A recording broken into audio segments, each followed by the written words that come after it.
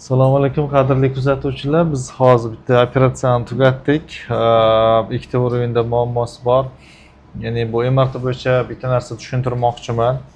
Ya'ni bemorlar operatsiya bo'ladi bizda. Ba'zida bel og'rib qolishi mumkin. Boshqa yerda MRT qildirganda nevropatologga borsa, "Sani grijeni olmabdi ekan, mana grijeng turibdi" deb aytadi. O'sha uchun shunaqa holatda nima qilish kerak, qanaqa qilish kerak? To'g'ri, bizda o'zimizga, xullas operatsiya qilgan vrachingizga murojaat qilishingiz kerak.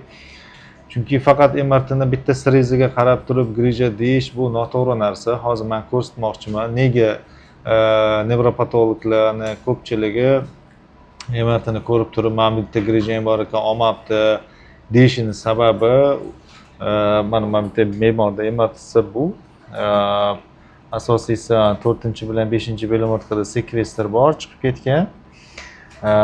Lekin L5S1 ham mana L5S1 ham bu mana bo'rtib qolgan narsani hamma nevropatologlar, ko'pchilik xirurglar ham buni grija deb o'ylaydi.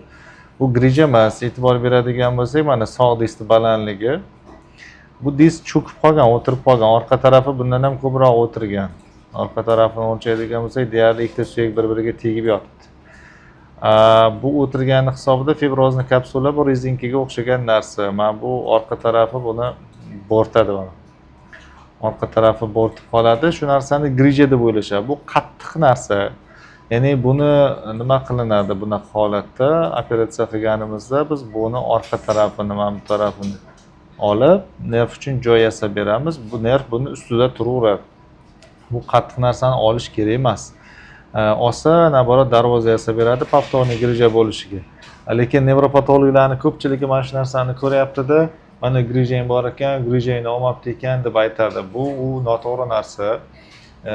Agar MRTni o'qishni bilmasangiz, prosta operatsiya qilgan vrachingizga murojaat qiling deyish kerak bemorga. Sizda grijangizni olmabdi ekan, mana bitta grijangiz turibdi deyish, bu bemorga o'ta katta stress tushiradi. Ya'ni mana demak bemor aldab, vrach aldabdi ekanda, grijamni oldim dedi, olmabdi ekanda degan tushuncha paydo bo'ladi.